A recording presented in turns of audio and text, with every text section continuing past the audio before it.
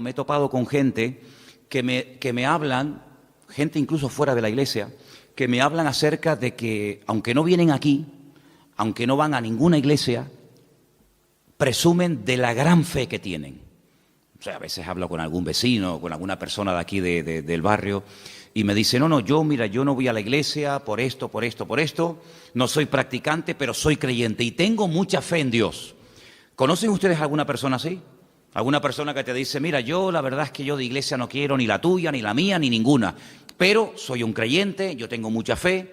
Y después me ha pasado que hablando con esas personas que presumen y que alardean de tener una gran fe, cuando les escucho hablar y me cuentan su vida, yo digo, Señor, pues es una vida llena de problemas, de tragedias, de líos, que si el marido, que si la mujer, que si los hijos, que si... Bueno, y yo digo, Dios mío, pero algo tiene que haber cuando una persona dice que tiene fe, se considera creyente, pero la vida no le...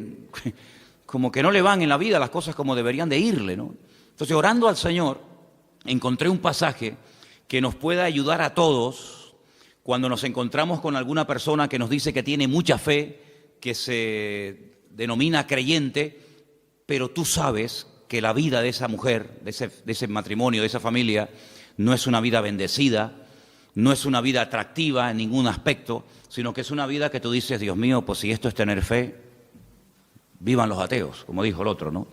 Entonces hay un pasaje muy, muy interesante que está ahí en la Biblia y yo lo quiero compartir con ustedes y justamente me he dado cuenta que solo lo que vamos a leer esta noche, solo lo podemos leer en Lucas, capítulo 17. No hay en ninguna otra parte de los evangelios este relato bíblico. Hay otros, pero este no. Solamente en Lucas capítulo 17, a partir del versículo 11, encontramos la historia de una sanidad a distancia.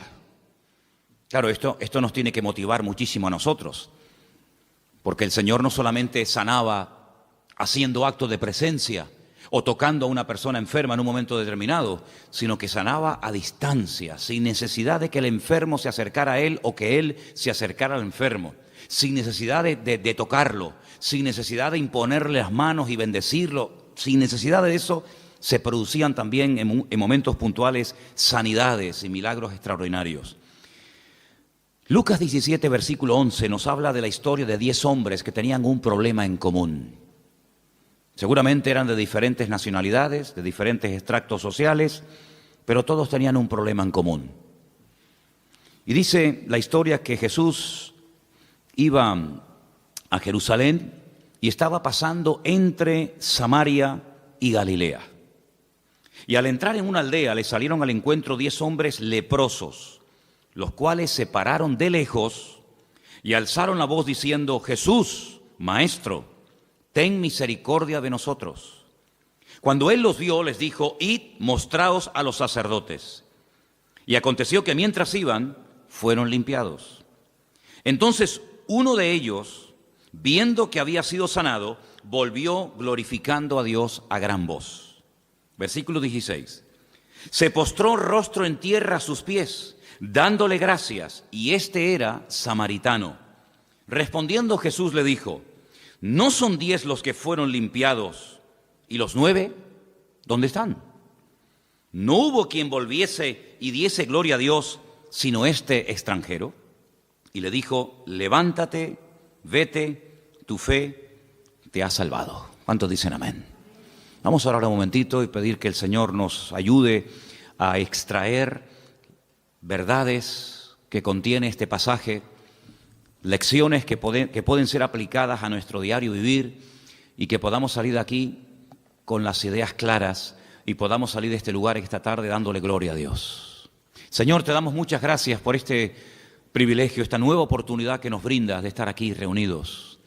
Te pedimos, Señor, de una forma especial que ahora que vamos a escudriñar tu palabra, tú ilumines nuestro corazón, nuestra mente, nuestro entendimiento, para que podamos, Señor, disfrutar del estudio de tus sagradas escrituras y podamos aprender los principios que nos van a ayudar a vivir vidas victoriosas, vidas bendecidas, y que podamos caminar según el diseño, según el propósito tuyo en nuestra vida.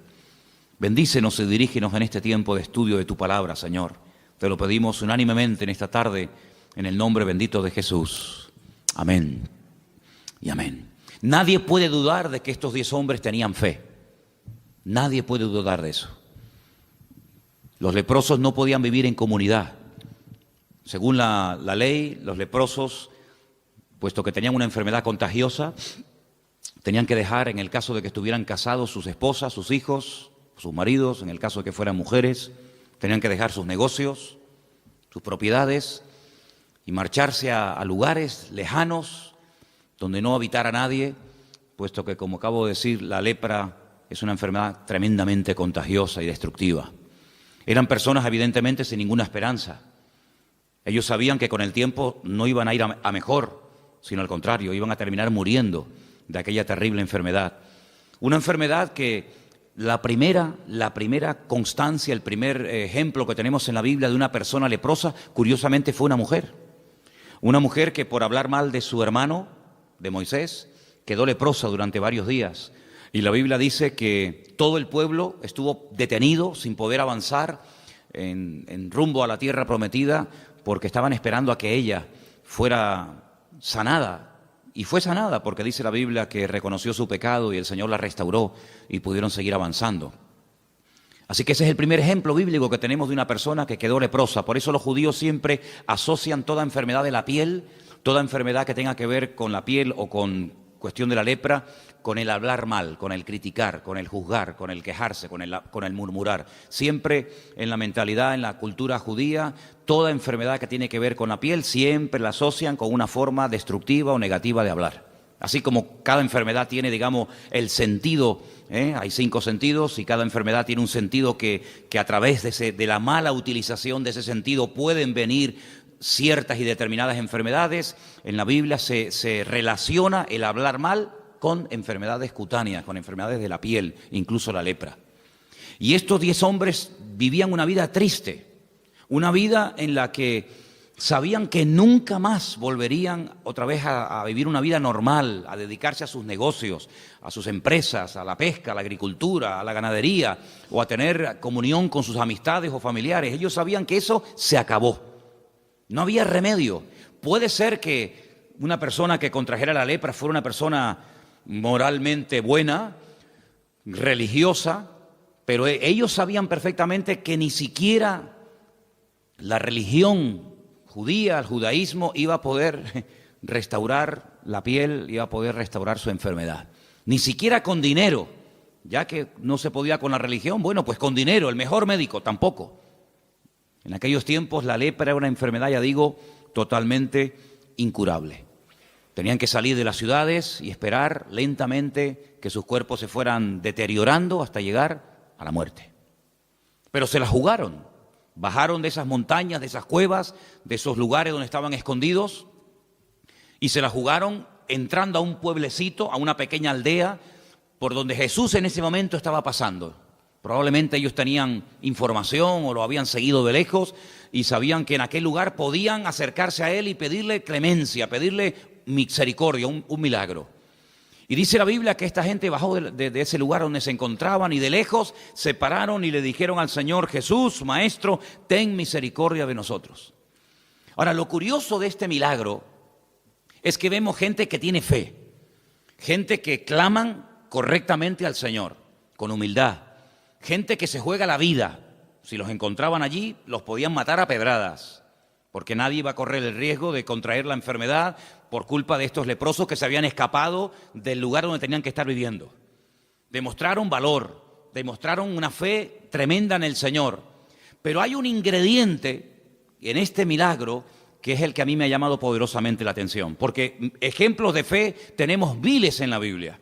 Pero ¿de qué sirve tener una fe tremenda en el Señor si luego no somos creyentes obedientes? ¿De qué sirve tener una fe y las ideas claras en cuanto a la existencia de Dios, en cuanto a la inspiración de las Escrituras, en cuanto al cielo, en cuanto al infierno, en cuanto a la obra de Cristo, su muerte, su resurrección, su segunda venida? Si todo eso lo sabemos y lo tenemos claro, pero luego nuestra vida no es una vida caracterizada por la obediencia, ¿de qué sirve? ¿De qué nos sirve? Encontramos en la Biblia muchas personas que creían en Dios. Encontramos en la Biblia personas que adoraban al Dios vivo y verdadero, no eran gente idólatra, pero que luego no hacían caso a lo que el Señor les decía. Me viene a la mente la palabra cuando un día el Señor les dijo a sus discípulos: ¿ustedes verdaderamente queréis ser mis amigos? Pues si ustedes quieren ser mis amigos, yo les voy a decir el único requisito que yo le pido a los que quieren tener amistad conmigo: guardad y cumplid mis mandamientos. Punto. Y Juan escribe años más tarde en una de sus cartas y dice que los mandamientos del Señor no tienen que ser gravosos, es decir, no nos tiene que costar una barbaridad cumplirlos, porque si le amamos, pues para nosotros debería ser un deleite cumplir con sus mandamientos y no ser una pesada carga que parece que aquello más que una bendición es una penitencia, es un castigo. Entonces vemos en estos hombres que sí, tenían mucha fe, pero hay un momento en el que el Señor les dice que hagan algo fuera de toda lógica. Volvamos otra vez al texto. Cuando ellos alzan la voz en el versículo 13 y piden al Maestro, piden al Señor misericordia, dice que el Señor les dice: id y mostraos a los sacerdotes. Ahora, esto de la lepra es algo muy amplio, nos faltaría mucho tiempo para estudiar en detalle cuáles eran los síntomas. ¿Por qué un sacerdote, que eran los que examinaban a la gente del pueblo, tomaba la decisión y declaraba: tienes que irte del pueblo? La Biblia nos detalla qué color, qué tamaño tenían las llagas, las heridas, qué síntomas presentaban, y en el supuesto caso, porque la ley también hablaba de que en el supuesto caso de que esta enfermedad remitiera y quedaran sanados, pues había todo un ritual enorme, que ya me acuerdo que un día lo compartí aquí en la iglesia, de todo lo que tenía que hacer un hombre o una mujer cuando supuestamente se creía y se le declaraba sano. Entraba en un periodo de cuarentena, tenía que cortarse todos los pelos de su cuerpo, las cejas, la barba, el bigote, las pestañas, y todo eso tiene una razón de ser. Tenía que hacer una serie de sacrificios, en fin, un ritual muy interesante, pero vamos, que no viene al cuento ahora. Pero lo que sí quiero destacar es que eran los sacerdotes del pueblo de Israel los que te declaraban enfermo o los que te declaraban sano. Si te declaraban enfermo, amigo, tienes que irte inmediatamente. No puedes posponer esto para el año que viene, porque cuanto más tiempo tardemos en tomar, peor nos puede ir a todos. En el supuesto caso de que ellos te declararan sano, tenías que entrar en un periodo de tratamiento y confirmar efectivamente que aquello había sido un auténtico milagro. Ahora, si notamos el pasaje, lo hemos leído ya detenidamente, notamos que cuando el Señor le dice a los leprosos: id y mostraos a los sacerdotes, les está dando una orden. Pero ellos no han sido sanados. Ellos no han visto sus manos, sus heridas, sus cicatrices, y han visto que automáticamente han desaparecido. Y bueno, pues tenemos que ir, lógicamente, porque tú dices que has sido sanado, pero el que te tiene que declarar sano son los sacerdotes. No es que mañana te vas otra vez a vivir a la casa con tu mujer o con tus hijos, sino que tienes que pasar previamente por la consulta del sacerdote. Y cuando uno ha sido sanado o cree que ha sido sanado, el ir al sacerdote pues es lógico, pero es que ellos no han sido sanados. Cuando ellos reciben la orden de id y mostraos a los sacerdotes, es un acto de obediencia. Ya la fe la han demostrado, por eso han bajado de la montaña, por eso han clamado al Señor, por eso han ido al Señor y no han ido a otra persona. Todo lo han hecho bien, pero ahora viene el momento de demostrar que ustedes no solamente son gente de fe, sino que son gente obediente. Y cuando se asocia, cuando se mezcla, se junta la fe y la obediencia, amigo, cualquier cosa es posible. El milagro no se produjo instantáneo, como otros tantos, sino dice, mientras iban, fueron sanados. Es decir, cada paso que daban los iba acercando más al cambio, los iba acercando más al milagro. En nuestra vida ha habido cambios que se han producido radicalmente, ¿sí o no? Algunos sí, en unos más, en otros menos. Pero en nuestra vida ha habido cosas que las hemos dejado radicalmente, de la noche a la mañana. Pero todos estamos en un proceso, todos, absolutamente. Yo creo que tenemos que aprender mucho todavía. Tenemos que aprender a orar mejor. No somos una iglesia fuerte en oración. Sí, oramos, pero no somos una iglesia fuerte en oración. Sí, alabamos, cantamos al Señor, pero aquí hay mucha gente todavía que no sabe adorar a Dios. Y eso es evidente. Y tenemos que por lo menos reconocerlo. Para poder crecer y aprender hay que reconocer. Si no, no somos una iglesia misionera. No tenemos obreros que hayan salido, matrimonios, jóvenes, gente que haya salido de esta iglesia para otros países a abrir campos de misioneros. No somos una iglesia misionera. No somos una iglesia rica económicamente hablando. Somos una iglesia que, bueno, que vamos ahí dependiendo del Señor el día a día, ¿verdad? Hay muchas cosas que tenemos que aprender. Hay mucho camino que tenemos que recorrer. Pero en ese camino se va creciendo no solamente con fe, sino con obediencia. Porque si esta gente tenía mucha fe, pero se hubieran planteado, se hubieran mirado a las caras y hubieran dicho, oye, ¿y para qué vamos a ir a Jerusalén? ¿Para qué vamos a hacer este largo viaje? Pero si es que no ha pasado nada. Mírate las manos. Mírate la cara, mírate el cuerpo, mírame yo cómo estoy, si aquí no ha pasado nada. Esto es un disparate, esto es una locura, ir a Jerusalén a mostrarnos a los sacerdotes, ¿a qué? Pero en ningún momento encuentras peros. Y una vez prediqué aquí, no sé si ustedes se acordarán, un mensaje que se llamaba los peros que hay en la Biblia, que hay un montón. Has trabajado, has sufrido, has probado a los que se dicen ser apóstoles, a las habéis hallado mentirosos, pero tengo contra ti que has dejado tu primer amor. Hay un montón de peros en la Biblia, pero en esta historia ni uno. En esta historia no encuentras a uno solo, de los días a uno que dijera, oye, esto es un disparate. Esto no será un emocionalismo, ir a mostrarnos a los sacerdotes, pero vamos a esperar primeramente cambiar, vamos a esperar primeramente ver cambios significativos y entonces vamos a Jerusalén. Pero ir sin ver cambios me parece un disparate. ¿Sabes que en la vida hay creyentes que actúan así? Vamos primeramente a ver y luego vamos a actuar. Y el Señor Jesucristo una vez dijo una palabra muy interesante cuando Él dijo, bienaventurados los que creyeron sin necesidad de haber visto previamente. Por lo tanto, en nuestra vida no solamente tenemos que potenciar y utilizar la fe. La fe es un ingrediente y un elemento indispensable, hasta el punto que el Señor dice, sin fe, ya lo sabéis, lo que dice el texto, es imposible agradar a Dios. Pero no nos olvidemos de que mejor que ciertos y determinados sacrificios, mejor que ciertas y determinadas acciones, pues dice el Señor, mejor que todo eso es la obediencia. Porque cuando nosotros estudiamos en su día la vida del primer rey de Israel, de Saúl, Saúl era un creyente, Saúl no era un ateo, Saúl era creyente. Y hay momentos puntuales en los que él va a pedir consejo del profeta Samuel. Y hay momentos en los que hasta se le ve profetizando. Pasó por una persona espiritual, no lo era, pero en ese momento, bueno. Pero sin embargo, la característica fundamental de Saúl es que era un desobediente.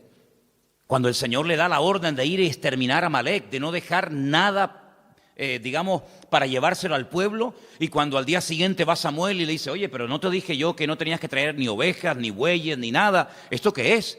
Y le echa la culpa a los demás, no, es que el pueblo lo perdonó. No, el pueblo y tú lo has perdonado. Porque si el pueblo en un momento determinado cogió cosas y tú ves que las han cogido, pues para eso estás tú, para decir, no, hoy no se puede coger nada. Pero tú lo has consentido, por lo tanto eres copartícipe de la desobediencia del pueblo. Luego, viendo que por ahí no le van bien las cosas, cambia y entonces lo que dicen, bueno, es que hemos perdonado, el pueblo ha perdonado lo mejor del rebaño para presentarlo en sacrificio al Señor. Y es cuando el profeta Samuel le dice, pero mira, qué sacrificio, pero si lo que tú has hecho no tiene justificación alguna. Es decir, tú puedes presentar 20.000 sacrificios, pero sigues siendo un desobediente. Y mejor que los sacrificios es obedecer al Señor. Y vemos que es una persona que tenía un potencial tremendo, pero echó a perder su vida porque era un desobediente, no porque era un ateo, era un creyente, pero un creyente desobediente. El otro día, cuando teníamos la reunión por Skype con los hermanos de Israel, les compartí acerca del libro de Jonás. Sí, era un profeta de Dios, un profeta verdadero. Hombre, tan verdadero era que el Señor lo llama para que vaya a una ciudad a predicar la palabra, pero se niega, no quiere ir. Va al lado contrario. ¿Por qué? Porque es un profeta desobediente. Luego, incluso una persona puede estar en el ministerio, llamarse pastor, apóstol, profeta o lo que sea, y ser, en el fondo, un desobediente.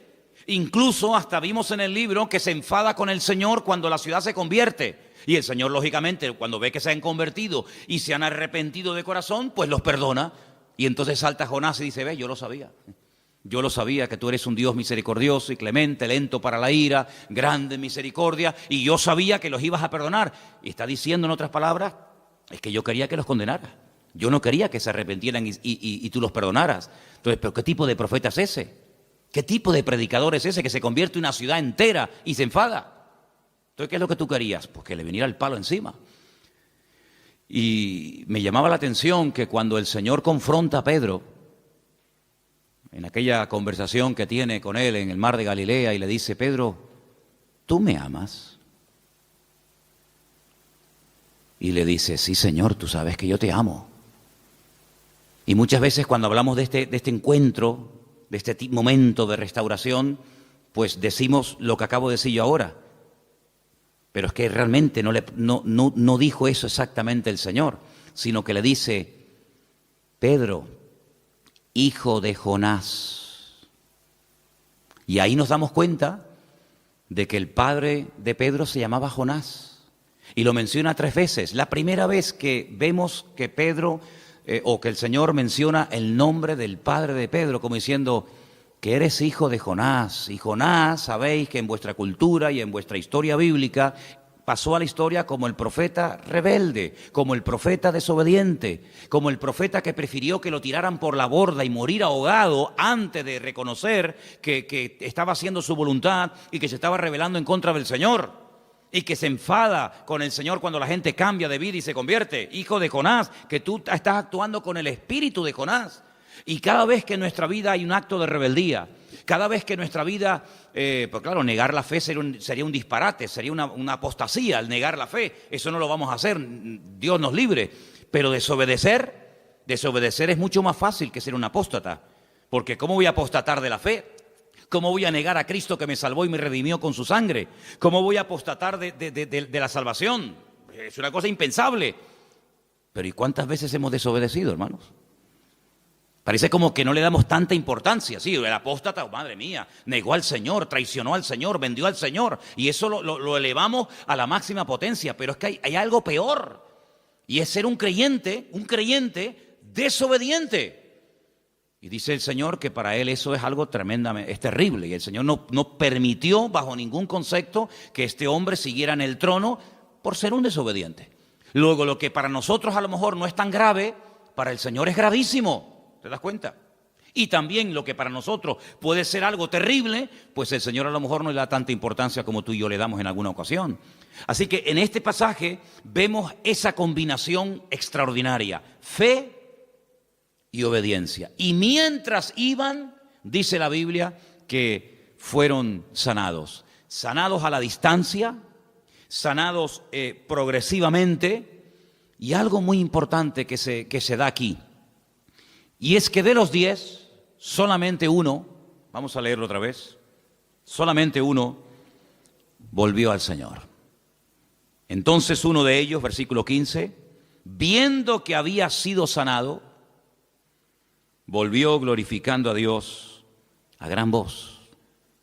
Se postró, rostro en tierra a sus pies, dándole gracias, y este era samaritano. Del que menos esperaba, al final fue el que les dio un ejemplo a todos los demás. Jesús entonces le dice, ¿no son 10 los que fueron limpiados? ¿Te das cuenta cómo el Señor esperaba que vinieran los 10? ¿Y los 9 dónde están? No hubo quien volviese y diese gloria a Dios, sino este extranjero. Y le dijo, levántate, vete, tu fe te ha salvado. Qué tremendo, ¿no? Cuando recibimos contestación a una oración, cuando pedimos que el Señor nos guarde en un viaje y regresamos del viaje, o cuando le pedimos al Señor que nos guarde en la carretera y nos guardó, o cuando le pedimos al Señor que nos supliera aquella necesidad, o que se abriera aquella puerta, o que nos llamara aquella persona, o que ocurriera tal circunstancia, después nos paramos y decimos, oye, se lo pedimos al Señor, pero no le hemos dado gracias. Creo que les conté que este verano, cuando estuvimos de vacaciones en la península, fuimos un día, Elena y yo, a Portugal, y allí perdí el móvil.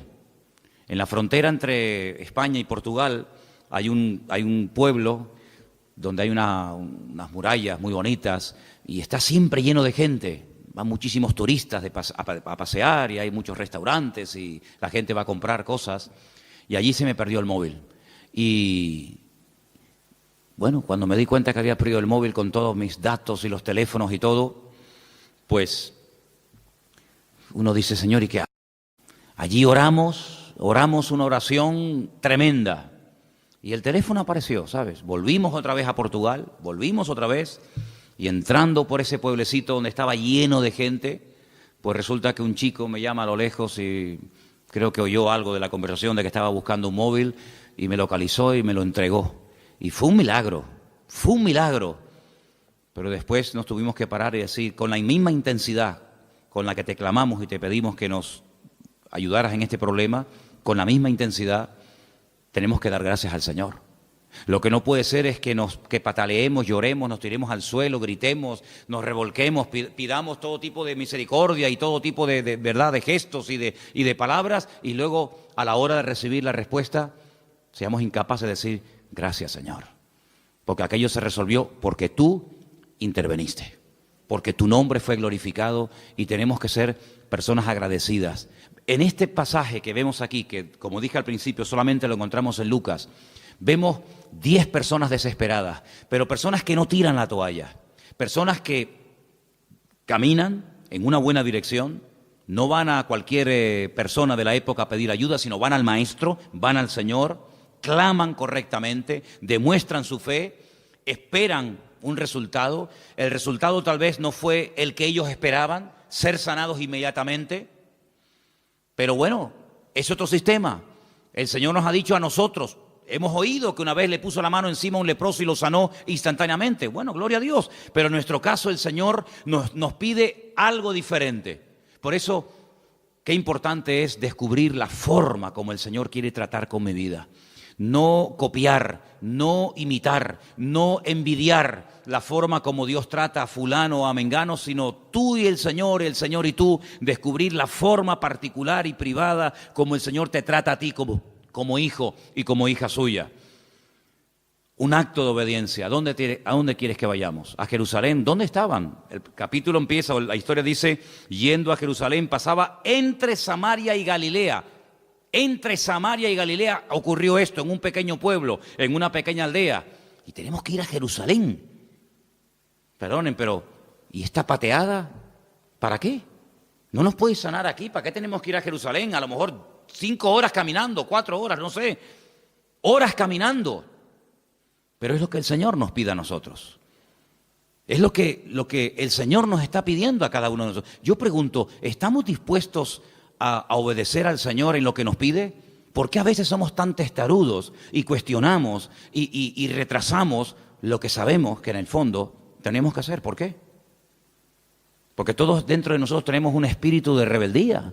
Porque todos dentro de nosotros cuestionamos muchas veces lo que no tenemos jamás que cuestionar.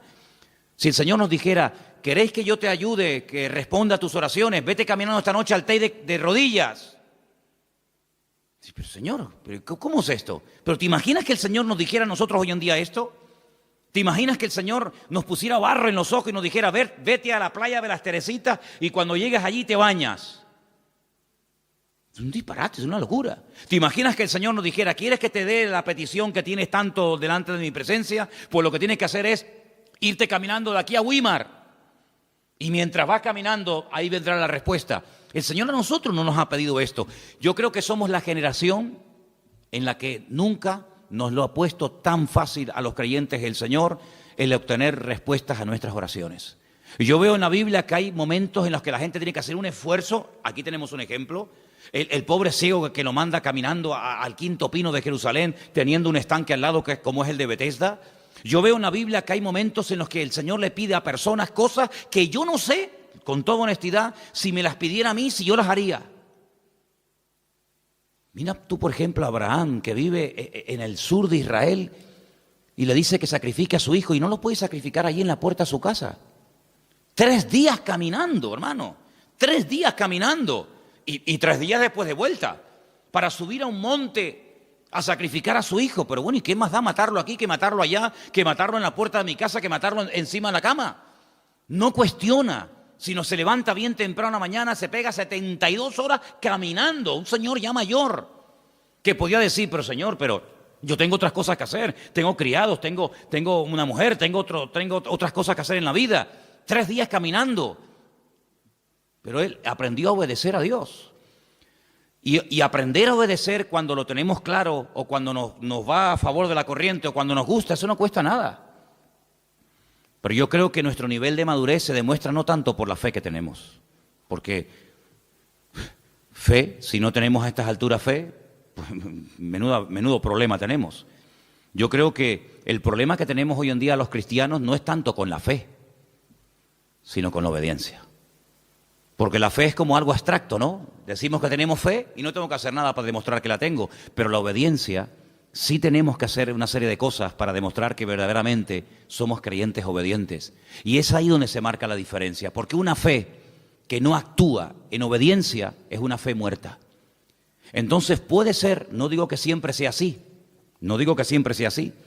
pero no puede ser que hay cosas en nuestra vida que aún no se han resuelto, respuestas a oraciones que aún no han sido contestadas, porque sí, tenemos fe, se lo hemos pedido al Señor, pero no estamos actuando como el Señor nos pide que actuemos. Entonces no detengamos bendiciones de Dios para nuestra vida por nuestra falta de obediencia al Señor. Porque la obediencia es lo que marca la diferencia. Cuando el Señor ve que estamos dispuestos al esfuerzo, dispuestos al sacrificio, y yo me pregunto, ¿hasta qué punto nosotros estaríamos dispuestos a sacrificarnos por su obra? ¿Hasta dónde seríamos capaces de llegar? ¿Hasta dónde seríamos capaces de esforzarnos? ¿Hasta dónde seríamos capaces de aguantar, de obedecer y de ir en actos de obediencia? ¿Hasta dónde? Cada uno de nosotros evidentemente es un mundo, no hay dos iguales, eso está más claro que el agua. Esto es como los hijos, puede tener 20 y los 20 son diferentes. En las ovejas pasa lo mismo, en las iglesias pasa lo mismo. No hay dos creyentes iguales, no hay dos creyentes, aunque lleven toda la vida en la misma iglesia, con el mismo pastor, en la escuela dominical, en los jóvenes, pero no hay dos creyentes iguales. ¿Hasta qué punto nosotros estaríamos hoy dispuestos a esforzarnos y a sacrificarnos por la obra del Señor? ¿Hasta qué punto? Bueno, pues es ahí donde yo creo que tenemos que madurar. Porque si yo les pregunto, hermano, ¿ustedes tienen fe? ¿Qué responderían ustedes? Sería bueno que me respondieran. ¿Qué tal está el tema de la fe? ¿Verdad que no hay problema? Claro, ¿quién va a tener problemas con la fe?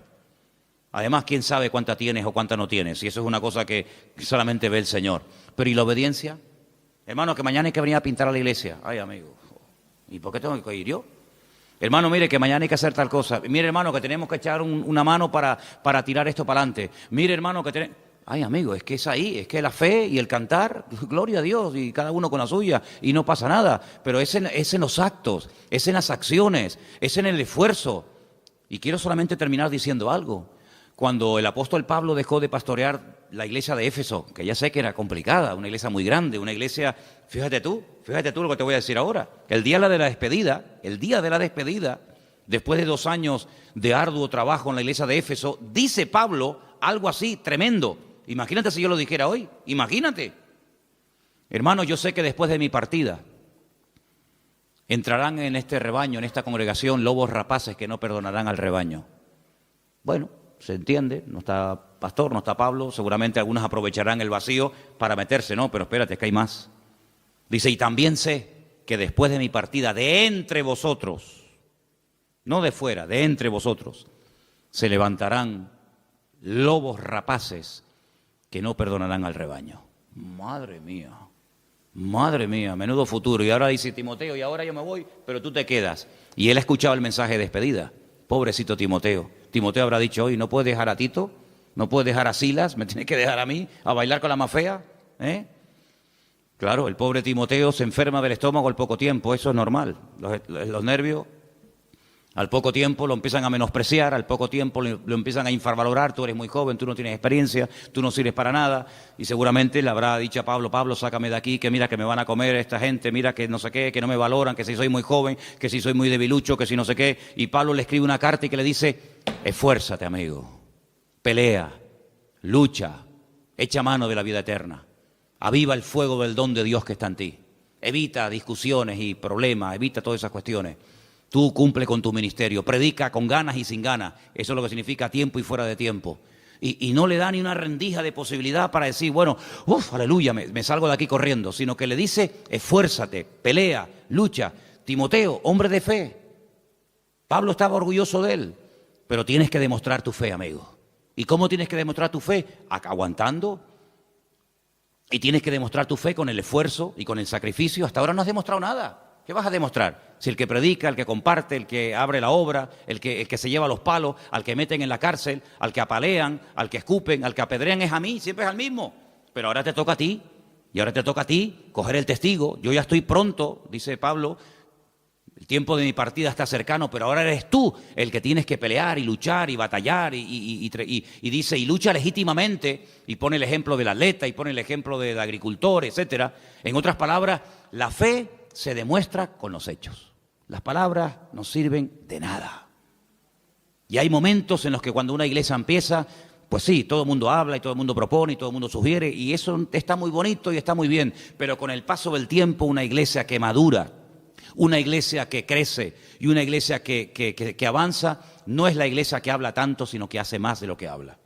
Y yo creo que nosotros, queridos hermanos, hemos llegado ya a un punto en nuestra vida particular, ministerial y como congregación en la que tenemos que darnos cuenta de que la fe lo tenemos superado. No es que tengamos una fe a prueba de bomba, ni seamos un experto en fe. No tenemos una fe, pues como tiene que estar, bien. Pero lo que tenemos que trabajar más es en nuestra obediencia, en nuestro esfuerzo, en nuestro sacrificio. La obra del Señor tiene que ser una prioridad, no algo secundario. No podemos venir de excursión a la iglesia. Tiene que ser una prioridad. Investigar, oye, ¿cómo está la obra? ¿Qué le hace falta? ¿Qué no le hace falta? Hay gente que nunca pregunta nada, ¿me entiendes? Venir a escuchar sermones, predicaciones, gloria a Dios, está muy bien, oye, encantado de la vida, pero somos una familia, en la familia se pagó la luz, mamá, se pagó el agua. Que no, pues mira, los zapatos al niño se le quedaron pequeños. Bueno, pues vamos a hacer una colecta para comprar los zapatos a tu hermano menor. Que, pues mira, los libros de la niña no se han podido comprar. ¿Y qué falta? Pues mira, la maletita de la escuela de la niña se estropeó. En una familia hay que hablar. Hay momentos en los que, sí, comemos, vemos la televisión, vemos una película, vamos a la playa juntos. Está muy bonito. Pero en una familia hay que sentarse y decir, aquí hay que arremar el hombro, ¿eh? ¿Cuántos años tiene este? No, tiene 30. Hijo, ya tienes que aportar, aquí no puede estar aquí a la sopa boba, que papá lo pague todo o que el abuelito venga, ¿verdad? Pues en una iglesia exactamente igual, hermano. En una iglesia tenemos que arrimar el hombro, no solamente venir a comer. Una vez oí un predicador, no es una frase mía, no sé si es así 100%, yo solamente lo digo, pero una vez escuché a un predicador que dijo algo así como, a nadie se le ocurriría ir a un restaurante, sentarse a comer, pedir la comida, comer de maravilla y no pagar. A nadie se le ocurriría. Eso sería un delito, vamos. Imagínate que llega el camarero y te dice, mire, son, no sé, 70, 80, 90, 100 euros.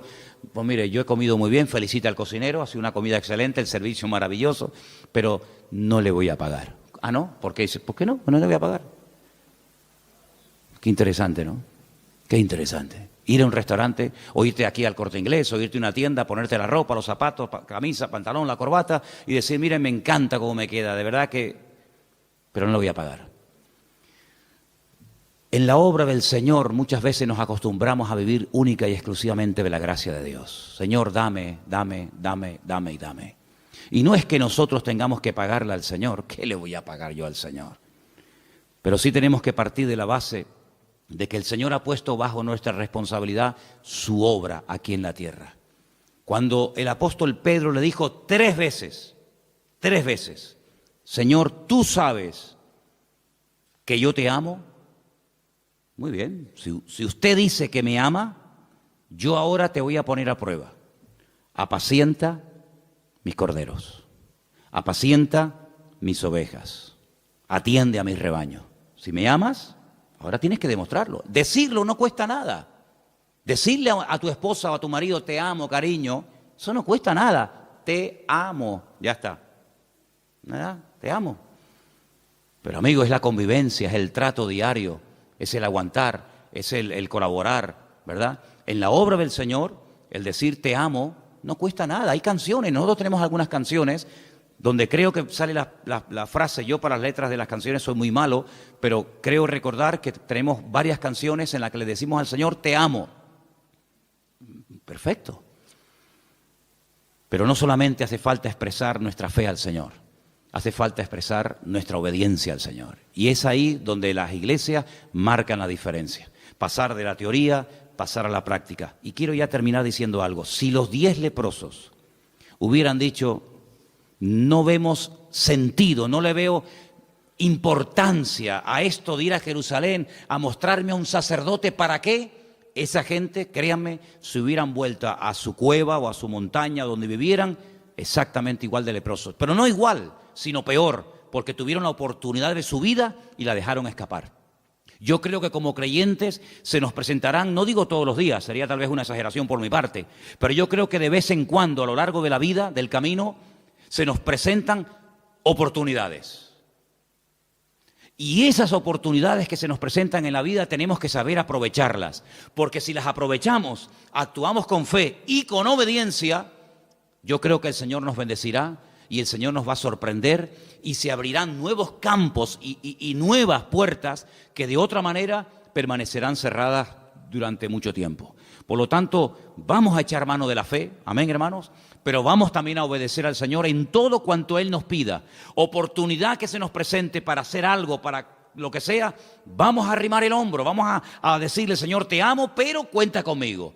Señor, tengo fe en ti, pero también te obedezco. Porque ¿de qué sirve tener mucha fe si después nuestra vida no es una vida de obediencia y de acatar 100% la palabra del Señor? ¿Estamos de acuerdo, hermanos? ¿Estamos de acuerdo? ¿Lo ves así? ¿Lo ves así o no? ¿Algo que discrepar? ¿Lo ves así? ¿Que la obediencia y la fe y la obediencia tienen que ir juntos? No puede ir uno por un lado y otro por otro. Si los logramos juntar, estamos en ello.